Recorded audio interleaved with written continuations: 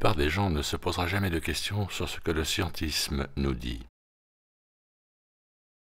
La plupart ne percevra jamais le jargon sophistiqué, les calculs alambiqués pour y trouver la vérité. C'est quoi la gravité? J'en ai aucune idée. Question suivante. Waouh! Voilà une définition. On peut décrire la gravité, on peut dire ce qu'elle provoque sur d'autres choses. On peut la mesurer, faire des prévisions, mais demander ce que c'est, je ne sais pas. Une réponse einsteinienne serait de dire que la gravité est la courbe du temps et de l'espace, et que les objets seront soumis à cette courbe du temps et de l'espace, et nous interprétons ceci comme la gravité. C'est probablement la meilleure réponse que je puisse donner à la question « Qu'est-ce que la gravité ?» ou « Pourquoi la gravité ?» C'est le mieux que je puisse faire et c'est un bon début. Il faut mettre les choses dans leur contexte. Si vous voulez vraiment quelque chose avec 3000 milliards de dollars, vous pouvez faire ce que vous voulez. Tout ce que vous jugez important pour la construction du profil de cette nation et sa pérennité.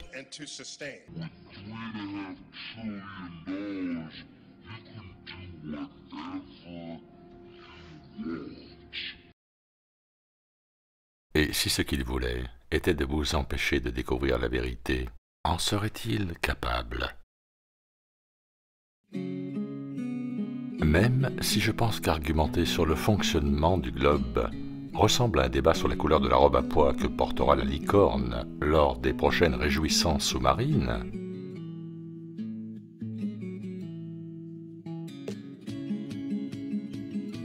c'est en fait exactement ce que je vais faire. Donc, recommençons.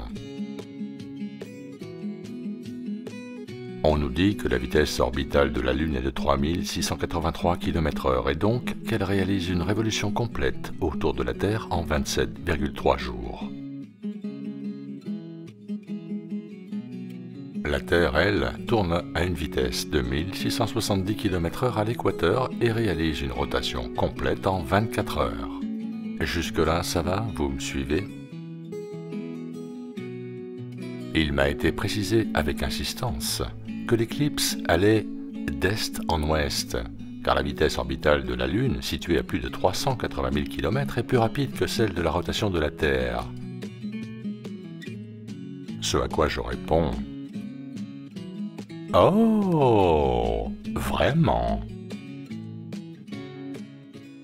Faisons un exercice mental avec quelques calculs simples. La formule pour trouver la vitesse orbitale de la Lune est la suivante.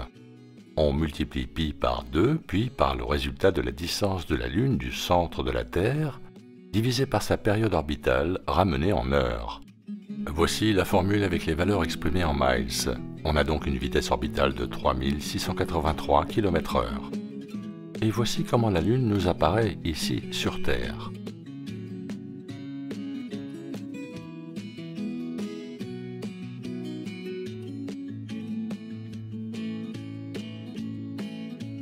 Maintenant, imaginons que nous rapprochions la Lune de la Terre pour la mettre à 160 000 km de distance, toujours dans l'axe de l'éclipse,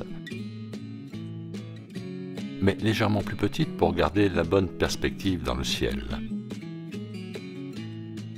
En utilisant la même formule, cette Lune-là aurait une vitesse orbitale de 1603 km/h.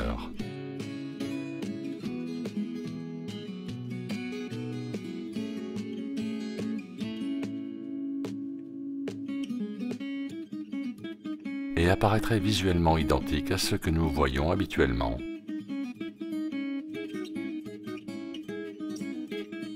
Sans que nous nous apercevions de la différence de distance.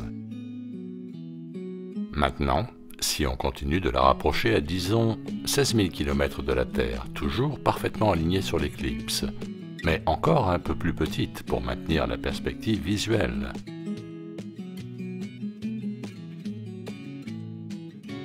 Sa vitesse orbitale serait alors de seulement 215 km/h.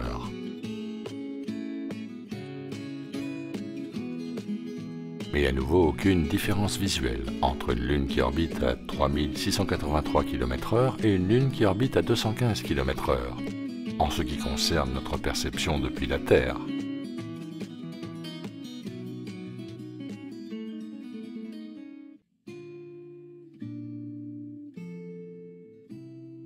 Donc une question s'impose. Quelle serait la vitesse de la Lune si elle touchait la Terre? Vous savez, comme cela se passe avec son ombre.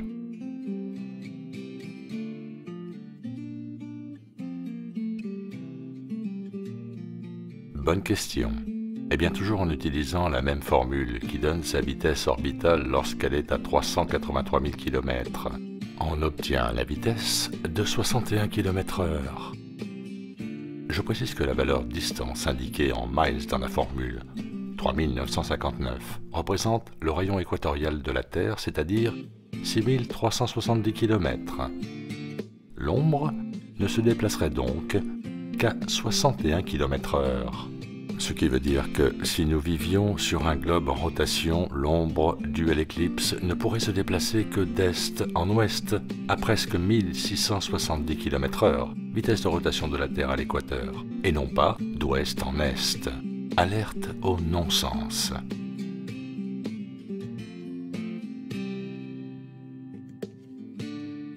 Cette simulation n'est même pas capable de reproduire l'éclipse correctement.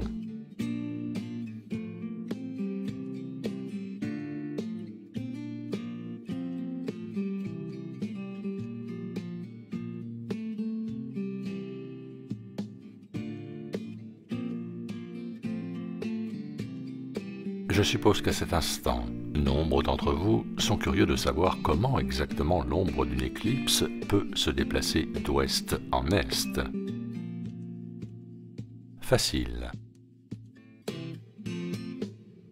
La lumière se déplace, mais pas la Terre.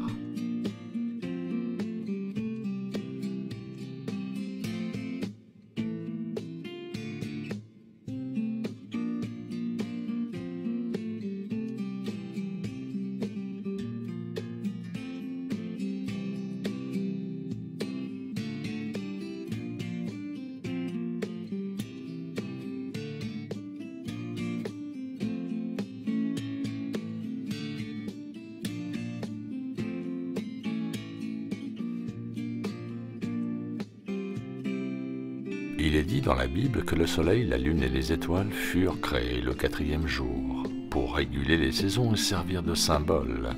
Peut-être que cette éclipse est le signe dont le monde a besoin pour se réveiller.